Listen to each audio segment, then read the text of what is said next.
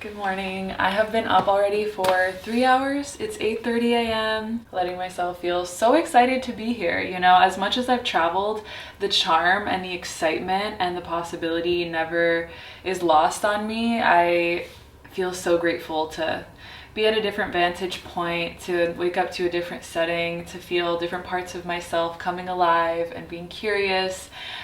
Feeling my ancestors. I always think of my dad. He wanted to get so far away from Japan. He never thought about moving back until recently. And it's just interesting retracing some of his steps and seeing parts of the culture that I like and parts that I could see why he would want to leave and be in a place where people express themselves maybe a little bit more freely, less conservatively. So it's all just a wonderful anthropological study. I will be with family. I will be doing some work stuff while I'm here. Later today, I'm going to go to a lesbian bar. I've always wanted to check out the queer scene in Japan, and I found a few options that look good. So more on that later. But let us start this glorious new day. Thank you, God.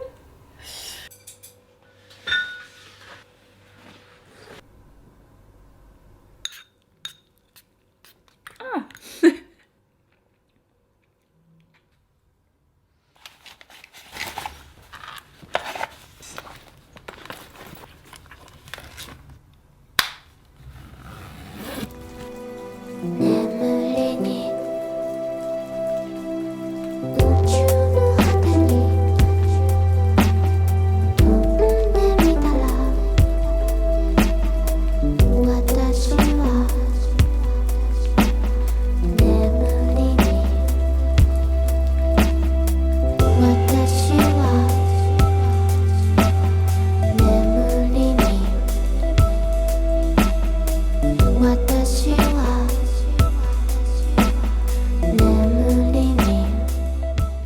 Landing on this earth right now feels so good. I spent some time in that 8th-floor camping store. They were carrying one of my favorite hiking brands, which is Gramici. And you guys have probably seen my green pants. They had a brown pair. They're made out of recycled nylon, and I know I'll wear these for years. And then I saw this brown striped shirt, and I was like, it goes so perfectly together, and it makes me feel so mask and cute. I went to Blue Elephant and I got these frames, and then I got my sunglasses from Blue Elephant as well. And I believe that they're similar to Gentle Monster, but a lot more affordable. And these are gonna be my little hiking glasses. Yeah, those are my little pickups. I am going on a hike at the end of the summer. It's going to be 6 or 7 days, but it'll be hut to hut, so I really don't need much for that. I think I'm feeling a little bit awkward right now because you are the only person I've spoken to all day long, so I'm feeling a little out of practice. It's a bizarre feeling having my name be Hitomi Mochizuki and not speaking Japanese. I'm like, Dad, I could have been at least 50% cooler if you had just taught me Japanese, but it's fine. Every time I walk into a store, they speak to me in Japanese, and then I'm like, konnichiwa, sumimasen, only English, arigatou gozaimasu. I tried taking some classes, and then COVID happened, and then I just didn't pick it back up, but if my dad moves back here, then I will definitely try to learn.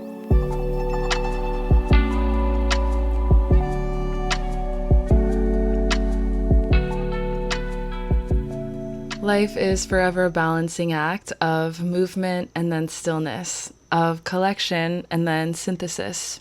I talk about this pattern a lot because it's the one that I'm in most frequently, and the reason why ritual is so important to me in my life. It is a stable anchor of love that I know will return me back to myself, that will help me to clear the drawing board, put down my identities, or at the very least, find some patience and permission to be in the experience that I'm having without rushing it. Every single week, I'm kind of reckoning with my desire to be more educated, to be more creative, and all of my aspirations.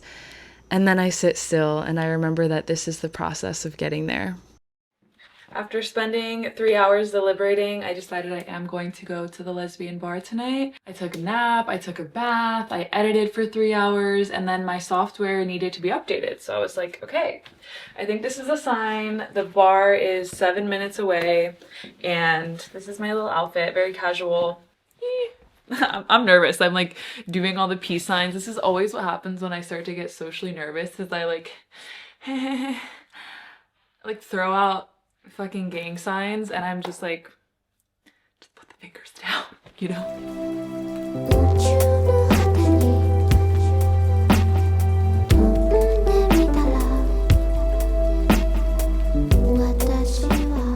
Reporting live from the streets right now. I just want to say that the girls and the gays are out, the dolls are out in queer Shinjuku areas, and I had some really cute conversations. I danced. The music was not the best. And one of the most universal things about queer culture is when you are in a safe space, it is really easy to flirt and talk to and meet people. Queer culture, there's like many different archetypes within it, and masked lesbians, no matter where you are going to be very forward, extremely flirty, to the point of being slightly like doing the most, and it's really cute seeing that here. Like a Japanese edition of a Hey Mamas is just really fun. I feel like there are good little pockets of queer community everywhere, and I just had a really nice time. It's like 12:30. I'm gonna eat some snacks that I just got and go to sleep. I got these soba noodles and some tofu skin with rice. These are cold soba noodles that you just dip in the sauce. And then I got some pickled things because I'm addicted to fermented stuff.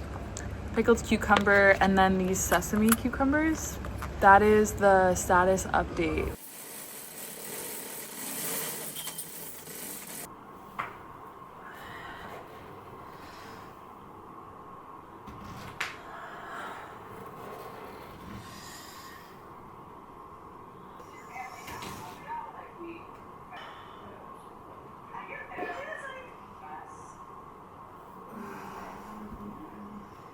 Leahy arrived this morning, and I don't know what it is about me. It's something I'm making peace with, but even if I have known someone for years and have such a solid foundation of friendship, I still get so shy and nervous before seeing them, and then it takes me a full day to just remember how I operate around that person, and then I can put my mask down. I got so many comments about me potentially being on the spectrum, and I haven't been able to let that go because it really feels like there's a immense confrontation that happens in me socially. And this entire day, we did flower arranging, we explored some cute neighborhoods, Daikanyama, and I was having panic attack after panic attack, but I was hiding them because I didn't know how to communicate that, and I didn't want to make Leahy feel like she was causing me this stress. But we got home, I opened up about my feelings, we meditated, we laughed, and I reminded myself of the importance of just saying the most true and vulnerable thing in the moment.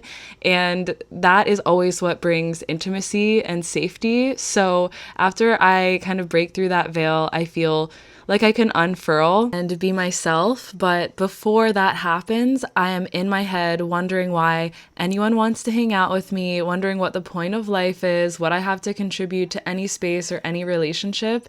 And it gets so loud in my mind. So that was the internal process going on. And then we landed in this beautiful matcha ceremony. And I truly remembered how important shared silence is to me in relationships.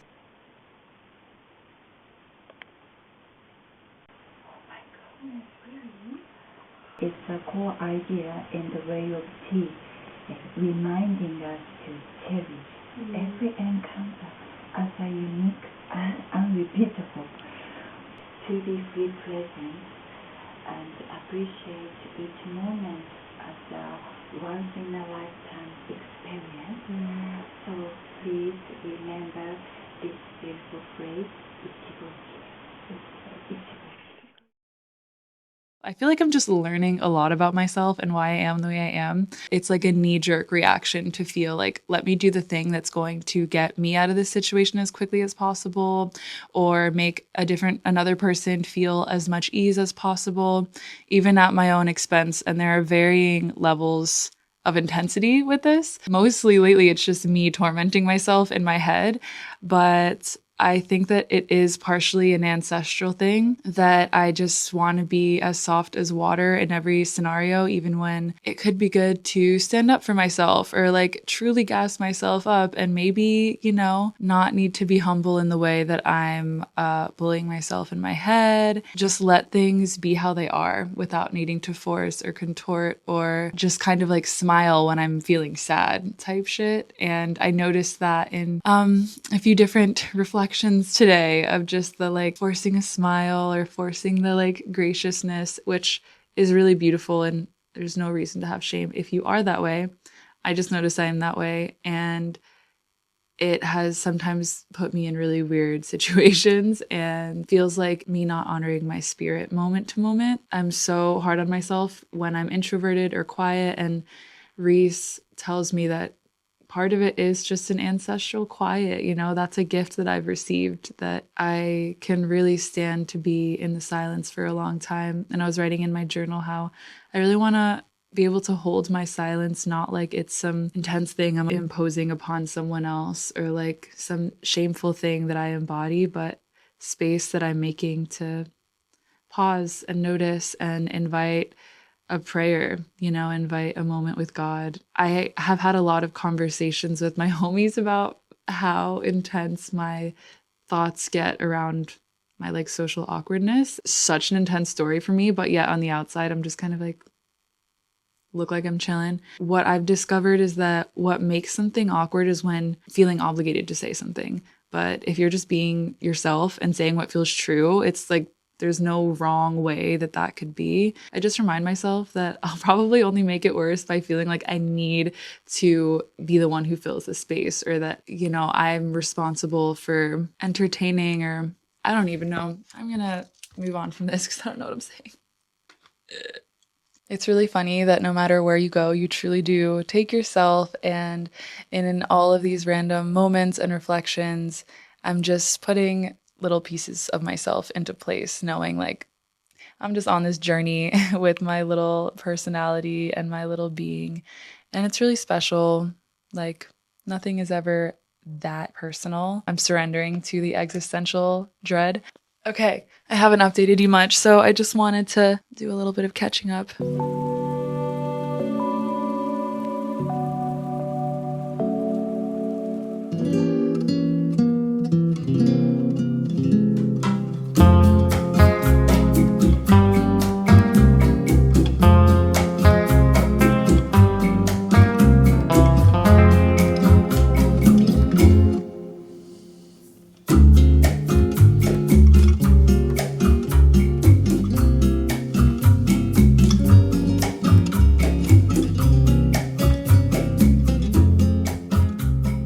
I'm so happy that we are seeing the mountains right now. We just picked up this car from our friend's mom, who is so precious. We were just greeted with Fuji-san fresh off of the train, and I love being around the mountains so much. Lihi and I, this is kind of like a shared love language of ours, is that we go on the trails. Our friend's mom was like, "Oh, you girls are so brave. Yeah, some Russians just got attacked by a bear last week." And we were like, "Oh." I was like, give me a big hug just in case I don't see you again.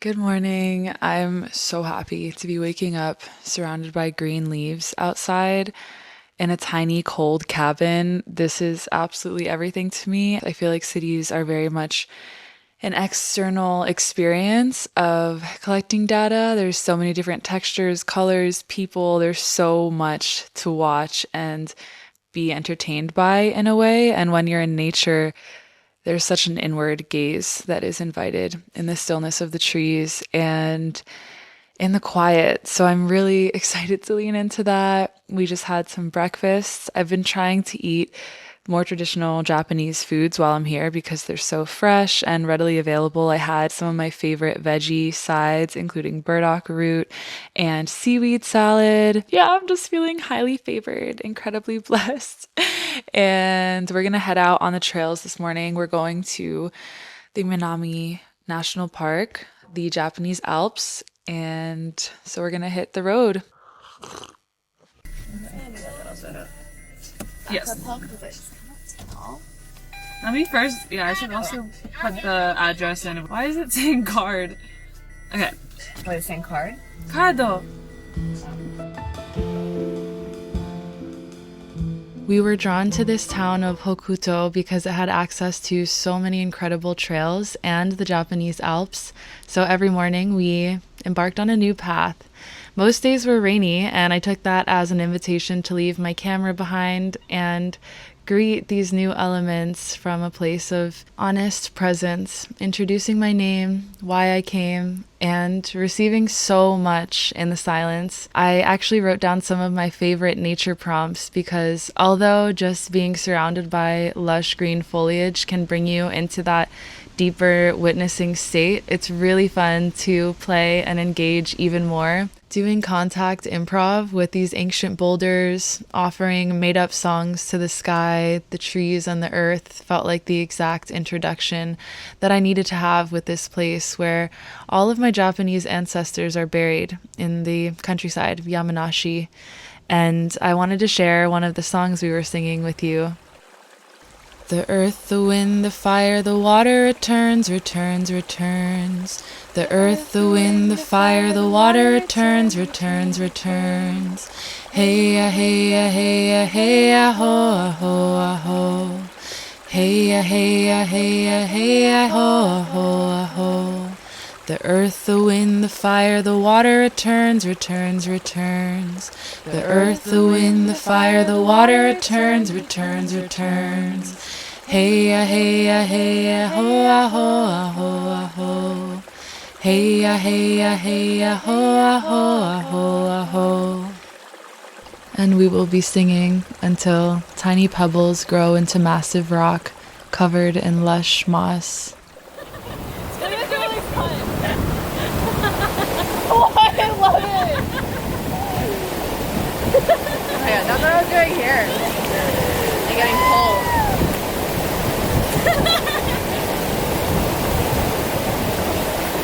That's really fun. Crazy? We should really get back.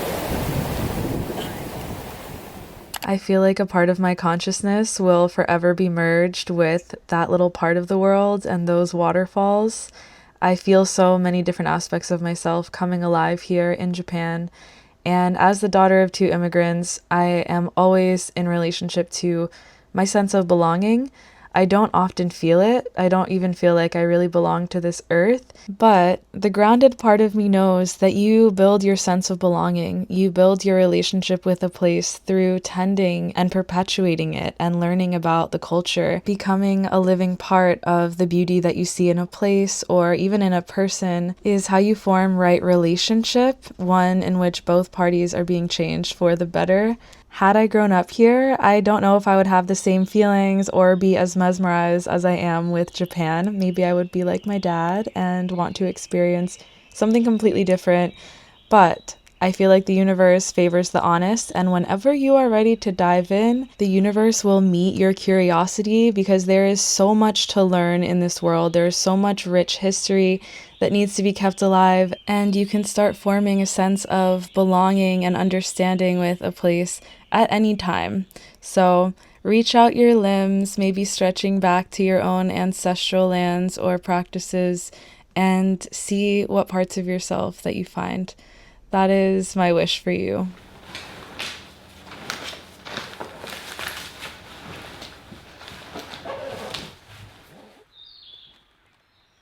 I will be returning to this town, mark my words. Right now I must go away, but I'll be back. I'm at this really beautiful sky garden that overlooks the city of Tokyo. And it is so cool seeing that eco-punk combination of nature and city together. Anyway, it's my last day in Tokyo, my last few moments really. I'm gonna see my family and go to a hot bath. So all throughout Japan there are onsens. Specifically in the countryside, there are natural open-air onsens that are so beautiful, just these hot springs with wonderful facilities outside. But all throughout the city, they have public baths, which are quite similar. You shower, you can just go in for however long you want and bathe. Sauna and cold plunge, and it's a lot less bougie than the ones that you see in the US. You know, it's very casual and it's under $10. When I was there last night, I felt so high and was so sure that I was gonna pick up everything and just move here, because I have been wanting to find the place where I will fully enmesh. I can really get my needs met here and take care of myself. But then I really had to sit and journal, and I'm going to only make my big move decision from a very grounded place. Like, for the past 5 years, I've been questioning where my big move was going to be. You know, I want to live abroad for a certain period of time. And at first I thought it was going to be Spain. And then I thought maybe Mexico, Mexico City. And now I feel like Japan could be a really good option. At some point in the next 3 years, I'm going to be doing an extended period of time abroad where I immerse myself in language and culture completely and learn a spiritual practice of that place. I also was thinking Korea. They have an incredible ashram sort of center there that I would love to go to, where you can learn how to do archery on horseback. Okay, I really feel like I'm just rambling about whatever, but I am ending this video feeling very connected to myself, very connected to the earth, to my queerness, to those in-between spaces and what comes from them. So thank you for sharing this time with me. I'm really happy that I could bring you into this portal of a world and experience. I appreciate you so very much, and thank you for holding my heart so gently. I will see you in a video soon. Bye!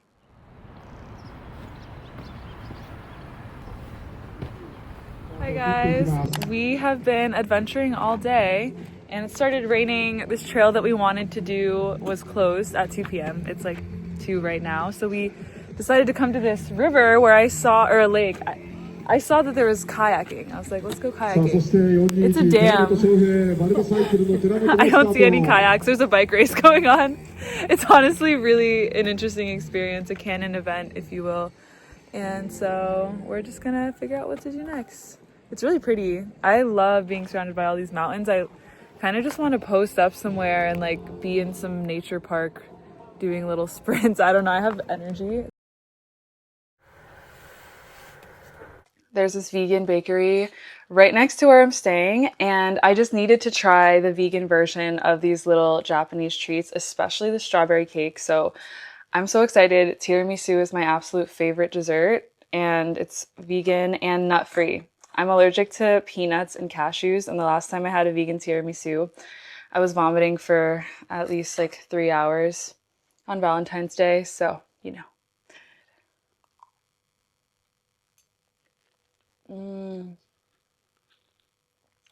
feel like I have to whisper. It's so creamy. Oh my god. It's so fluffy.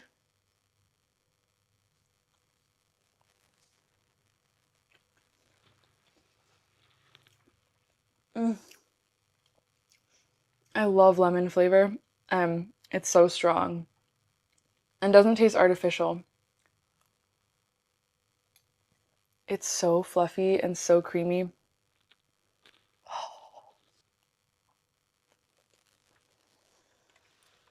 Okay. Ooh.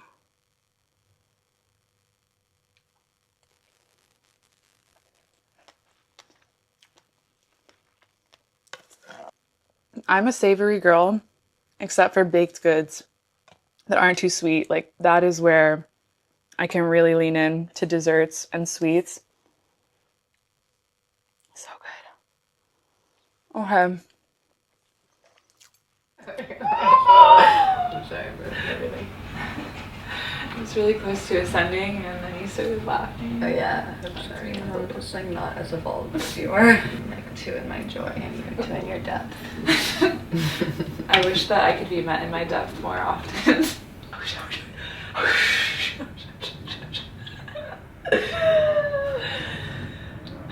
My grandma always